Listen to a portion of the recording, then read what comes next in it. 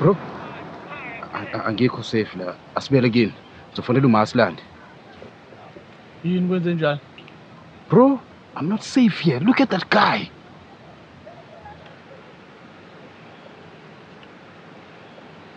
Bro, chill. Okay? Relax. You need to let go of that mentality. Eyokuthi wonke umuntu la elokishini uzokubamba inkunzi. Wonke umuntu uyisigebengu la. Ubugebengu abukho exclusive to elokishini. Chill. Yabo? Alright, bro. I'm sorry, man. Bye.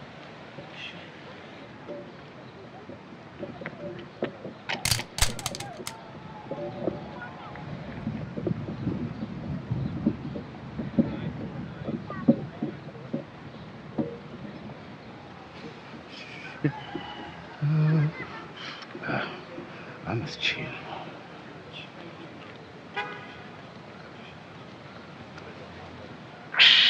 Ngabanga umsindo futhi lisandla amafoni.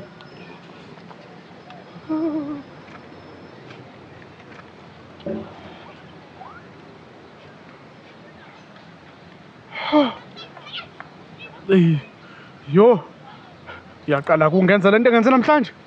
Ngiyaqala ngqa ukubanja inkunzi la. Yes, sis. Ubonye indlela ngimbuke ngayo. Ubonye indlela ngimbuke ngayo ngathi sibamba inkunzi. Ngimthe hla ngo-X. Angimbukile yena shame. Angimbukile. Noma ngathini. Mfethu, salindeni la mfethu. Silalini itaxi nje, siyahamba. Mfethu, luyamtshitha uthathe konke kwami. Imali ibikwi-pouch ye-phone. Oh, hayi wena kobhayisela yenziwa-ke nje lonto la elokishini. Ifoni awuyihlanganisi nemali. Buka mina. Eyami isonyaweni, uyabo? Imali uyibeka kude nefoni. Imali iqhamuka. Futhi letha la. Awufethu ka 2 in 1 day. Hey, abantu abekho futhi ku-rough. Oh ya, hayi abantu abekho ku-end. Hayibo. Ngiyalazi lelizwe. Sibo!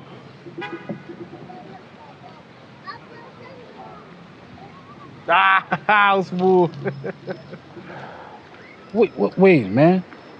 Do you know that guy? Yeah, usibu uqashe ngenhla kwasekhaya. What? Man, bro, asamsolanda into zethu bese. Oh no, akwenziwa ke lokho la. Singafa ngisho ukufa nje akwenziwa lokho la. Ithine besirongi esime la emamba khona inkunzi. Sine simphazamisile. Bathi ngishilo ngathi.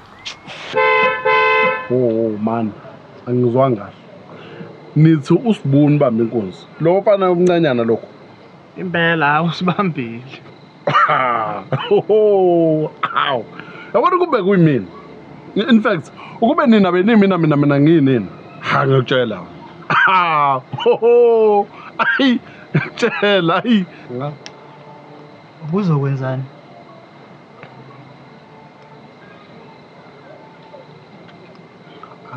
Bengizogodoka.